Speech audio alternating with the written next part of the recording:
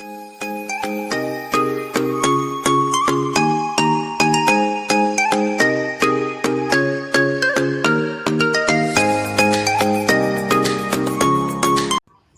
guys, welcome back to another tutorial. Today we'll be making a stretch pencil skirt. Yes, a stretch. But before that, let's go ahead and draft our normal pencil skirts with that. Okay, so I have both the front and then the back.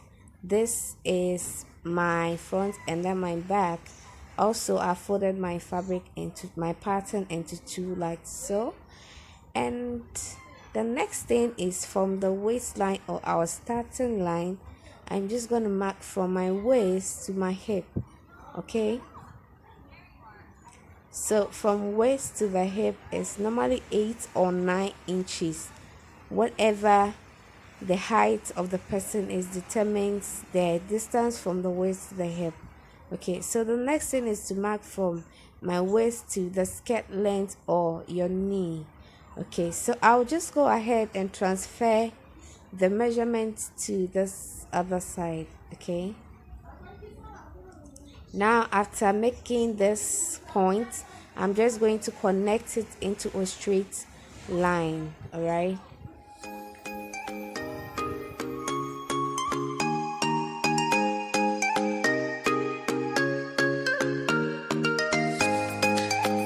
so next is to label all our lines. Okay, so this is the waist, the hip, the skirt length or your knee. Okay, so the next thing to do is to label our center front and then our center back or our back, like just to indicate where our measurements will be starting from. So from the center front, remember, not on the zip line, the center front, you mark quarter of your waist measurement, your hip measurement, and also your knee or your skirt length measurement. Normally I subtract 1 or 2 inches from the hip or add half inches from for my waist measurement and then mark it over there. So right from the hip I'm coming down by 2 inches and then I'll transfer the same hip measurement onto the side. This is to be used for those who are very hipsy. Okay, you know, some people are hipsy and they need room for their hips, so you can't connect it straight to your hip line like so. So the next thing is to just mark my dots and then mark half inches on both sides like so. Okay, so I'll just go ahead and then mark my dot length of 4 or 5 inches or 4, depending on whatever you like, and then I'll just go ahead and add it back to my waistline like so I'll make meaning of the point I've created by connecting all of this together. Yes, and also the side. Okay, so from the 1 inches that we added, we connect it straight to our hip, and then the next is to connect from the 2 inches point that we made to our hip like so, and then we'll connect it straight to the bottom part. Okay,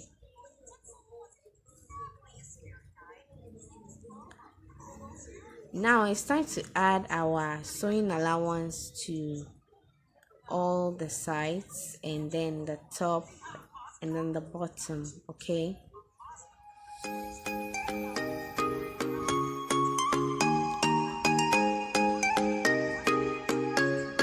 so I went ahead to mark 1 inch at the bottom, half inch on both sides, and then half inch to join to our waist band. Okay,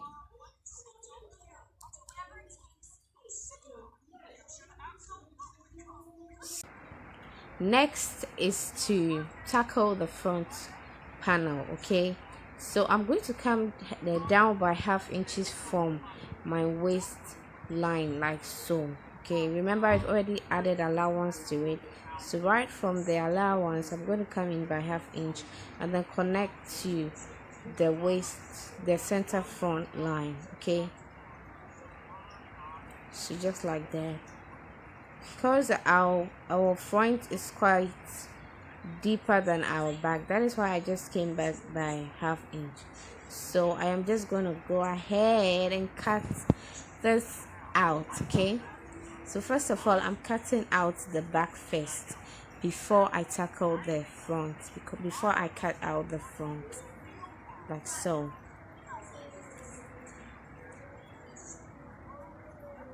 Okay, so I am just going to cut out the half inches that I have removed. Okay, so I'm going to move that out like so, and then that is it. So now it's half inches shorter than the back. So transferring my dots to the back when I had to make my point, and now I'm going to connect the points in and make it into a dot. Okay, so it's time to draft our waistband. You fold in your dots and then you pin or you add a sellotape. Okay, for now currently I don't have any sellotape around, so I'm going to be using an office pin. Okay, so it's a face pin, not office pin. Okay, so I am going to go ahead and then transfer the waistline that I have right now onto a new pattern paper, and then I'm going to come up by 2 inches from that waistline.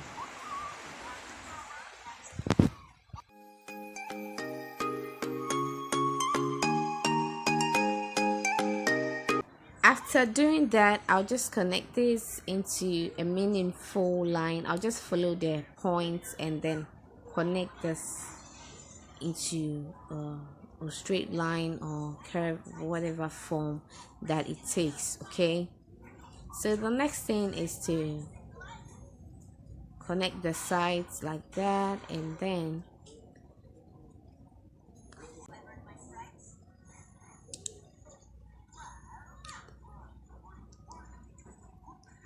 so I'll just go ahead and then write the back to indicate that this is the back pattern, and then I'll add my seam allowance all around.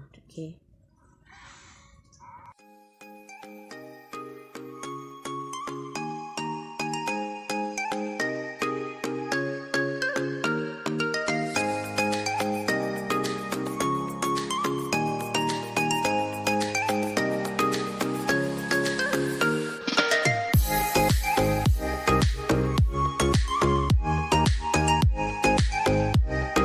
so after I'll just go ahead and then indicate my center back like so, and then cut this out. So once I am done, I'll just go ahead and then check. Okay, so we'll move to the front part. Okay, so I just went ahead to put on my pattern weights like so, and then I'm doing the same thing to this side as well.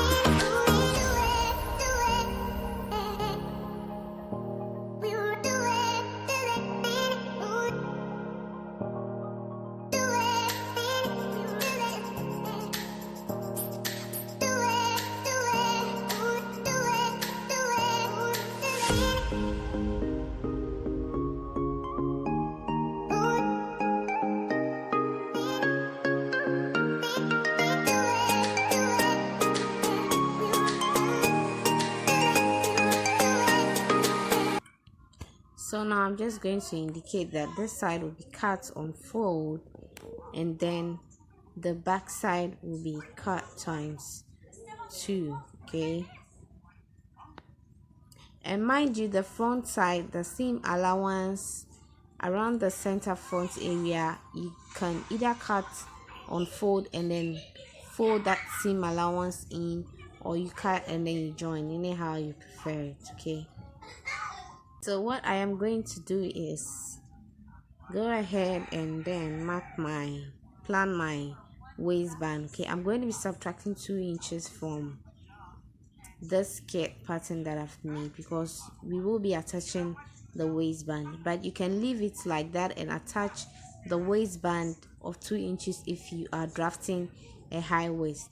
But then if you are drafting a high waist, you need to insert your high waist measurement, not your low waist measurement. Okay, so I'll go ahead and mark the 2 inches like so and fold it in. Okay, so if you won't be adding any waistband, just leave it like this. Okay, now we'll do the same thing to the back panel. I'm going to come down by 2 inches and then fold it inside. Okay,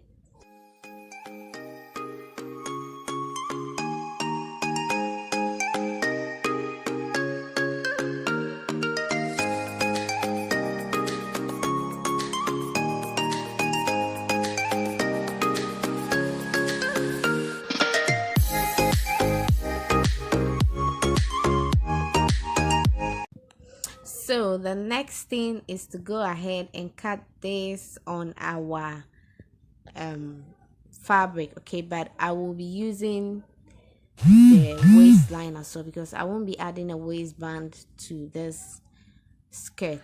Okay, so this is a scuba, a stretchy fabric. I'm going to use this in my tutorial today. I won't be needing the dart, so it's either you fold the darts in or you cut that 1 inches out of the waistline later. Okay,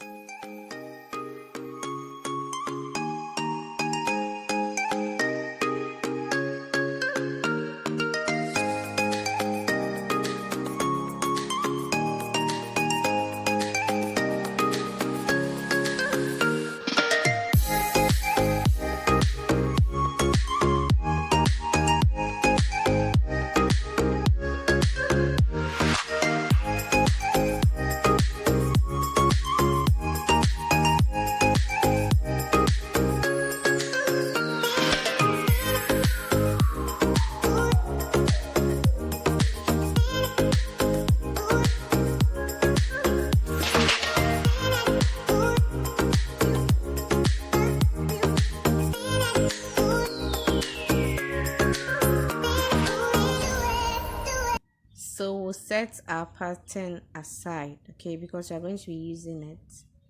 And so back to these panels, I just went ahead to mark the wrong side of the fabric, so I'm just going to lie this on each other, right side facing each other, and then we'll continue to the next step. Okay, so because I did not fold in my dart, I'm going to mark 1/2 inch from the center line on both sides. Okay, so I'm going to retake my waist measurement and then trim out the excess that I have, leaving the seam allowance. Okay, so the next is to connect to my hip side like that, and then I'll do the same thing to this side as well.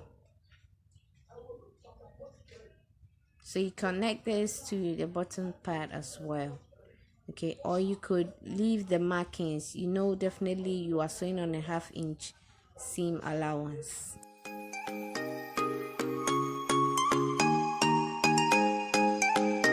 So I'm going to trim off the excess from the waist side. Okay,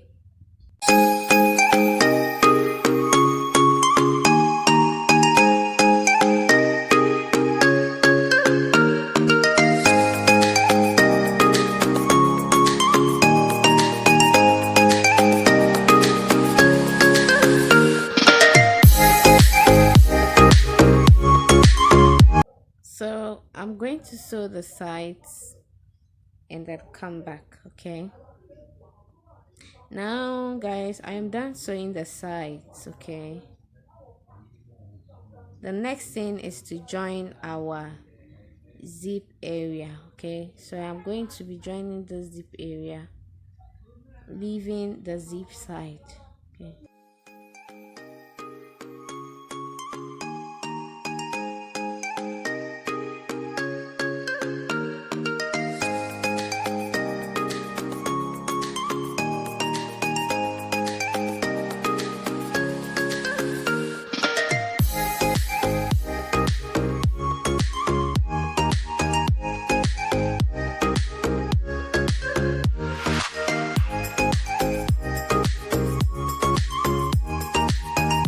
so the next is I am going to mark my zip length. Okay, I'm going to create an opening and also where my stitching is going to start from. So I'm just taking in my 1-inch stitch line like that, and then I'll go ahead and then from that point I'm going to sew along using a 1-inch stitch allowance. Okay, so guys, I am done, and as you can see, I have ironed and I have pinned the zip side. So the next thing is to just fold our waist allowance, okay, in like that all round. Okay, so if you have a serger, you can just go ahead and then overlock the rough edge before sewing this in. So I'm going to overlock this edge before sewing this in. Okay,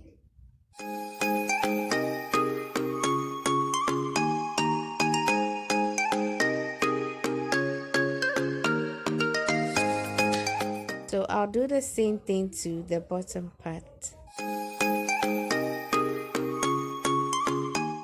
And now I am done stitching it, and also the same for the bottom part.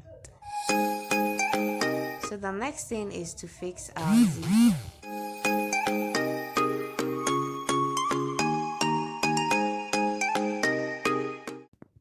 So I am going to pin this onto my zip allowance that I have left. So I'll pin this all through, and then when I am done, I'll take it to my machine and then stitch. Okay,